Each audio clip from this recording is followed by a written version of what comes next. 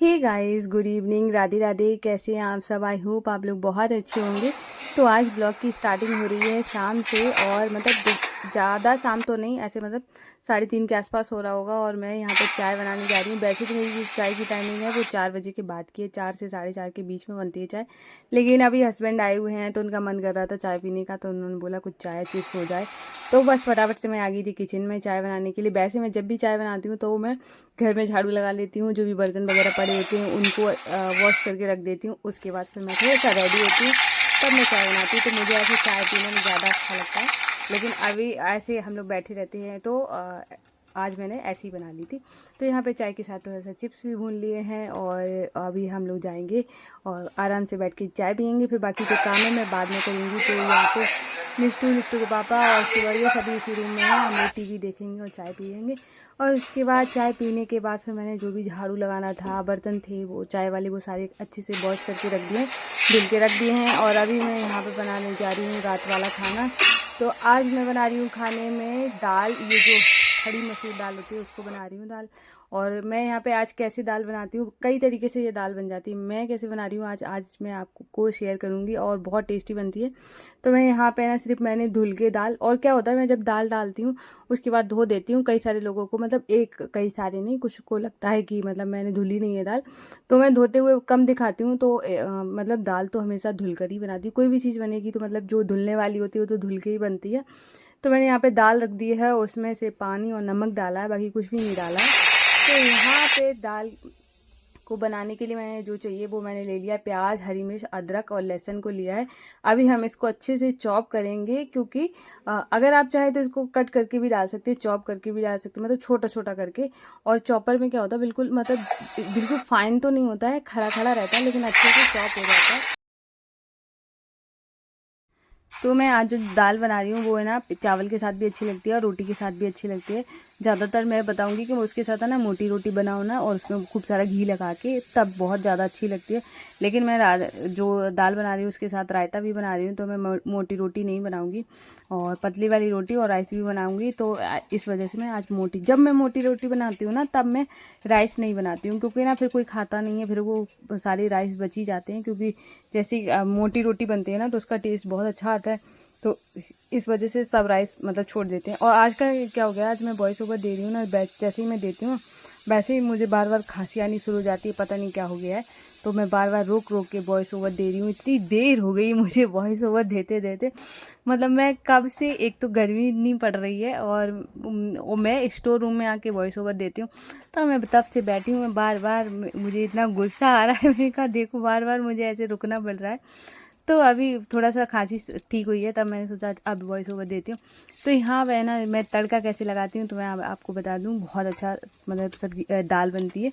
तो सबसे पहले मैंने सरसों का ऑयल लिया है, उसमें राई डाली है, जीरा डाला है, उसके बाद प्याज डाल दिया है जो मैंने चॉप करके रखा था। उसके बाद फिर मैंने यहाँ पे मसाले डाले हैं, जिसमें कि हल्दी पाउडर, मिर्ची पाउडर, धनिया पाउडर और गरम मसाला, सब्जी मसाला, ये सब डाल दिया है। और आप चाहें, अगर आपके पास दाल मसाला हो तो दाल मसाला भी डाल सकते हैं, उससे भी बहुत अच्छा टेस्ट आ जाता है।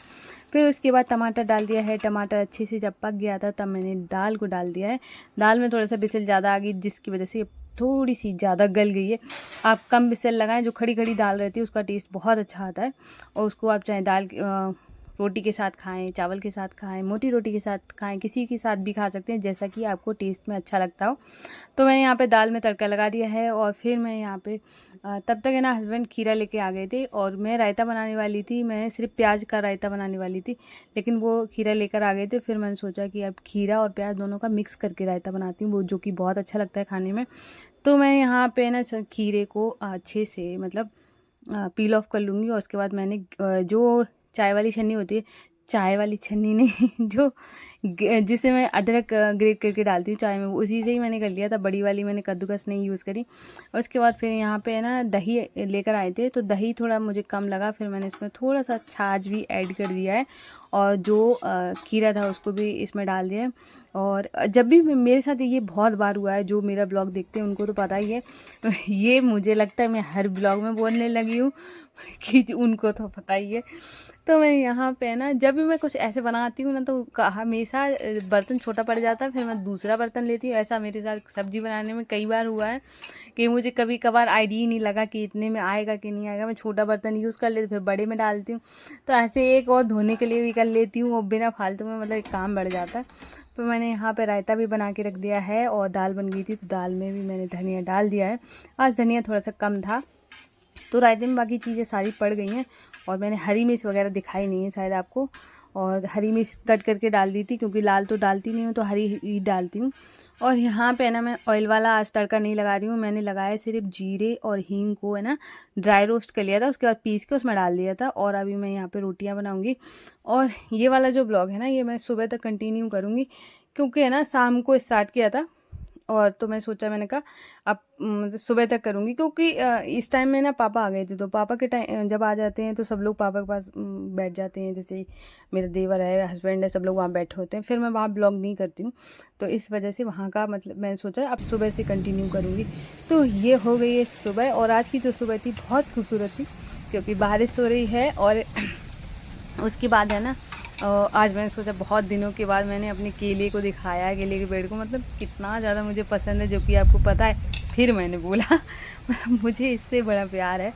तो यहाँ पे मैंने सोचा है कि आज मैं आपको इनके दर्शन कराऊं। और यहाँ पे हस्बैंड से भैया को छोड़ के आए थे तो बारिश होने लगी थी, भीग गए थे। और आज वो 2 बार भीगे क्योंकि एक बार उनको दोबारा जाना पड़ा, फिर से दोबारा से भीग कर आए। तो यहाँ पे ना फिर मैंने जब वो आ गए थे भीग के आए, फिर मैंने उनके लिए चाय बनाई। और आज मैंने करी है कई दिनों के बाद पूजा, मतलब मैं क्या बताऊँ। और आज मैंने सोचा ना कि मैं अपने लड्डू गोपाल जी के दर्शन कराऊँगी, लेकिन ना लाइट ही ख़राब हो गई, इस वजह से मतलब मैं दर्शन ही नहीं करा पाई। और आगे मैं कल से आपको दर्शन कराऊंगी या शाम को लाइट अगर सही हो जाती है, अभी तक तो सही नहीं हुई है, तो मैं आपको शाम को दर्शन कराऊंगी। मुझे मतलब जब तक मैं कोई भी ब्लॉग करूं और उसमें लड्डू गोपाल जी ना आए, मेरे माधु अशु नहीं आते हैं ना, तो मुझे वो बहुत अनकम्प्लीट लगता है। और यहाँ पे है ना तो मैंने उनको दही और चावल खिला दिया था माधु अशु को। और हम लोग यहाँ पे आ गए हैं तो लाइट आ नहीं रही है तो हम लोग बाहर बैठे हैं और मौसम बहुत ठंडा हो रखा है और बारिश हो रही है और हवा बहुत तेज़ चल रही है। तो हम लोगों ने सोचा यहीं बाहर बैठते हैं गैलरी में, और अभी कोई है नहीं। और यहाँ पे वैसे भी कोई होता है तो हम लोग बैठे रहते हैं, ऐसा कोई इशू नहीं है कि कहाँ बैठना कहाँ नहीं बैठना। मैं तो पूरा घर में बैठती रहती हूँ, चाहे कहीं भी बैठ जाऊँ। तो यहाँ पे मैं निष्ठू निष्ठू पापा खा रहे हैं खाना। और ये वाला ना ब्लॉग आप लोग बताना कि आपको कैसा लगा। और अगले ब्लॉग से मैं आपको है ना माधु अशु के साथ मेरा ब्लॉग आएगा, जो कि मैं बहुत बेसब्री से इंतज़ार कर रही हूँ क्योंकि जब तक मैं उनको नहीं दिखाऊँ मेरा बिल्कुल भी मन नहीं करता, अच्छा नहीं लगता। तो अब मैं आगे वाला जो ब्लॉग आएगा मेरे माधु अशु के साथ आएगा। और ये वाला ब्लॉग आपको कैसा लगा है प्लीज़ कमेंट ज़रूर करना। और अगर आप मतलब अगर आप किस तरीके के ब्लॉग, मैं क्या मतलब मैं जो ब्लॉग बनाती हूँ वैसे ही आप लोग देखते भी हो।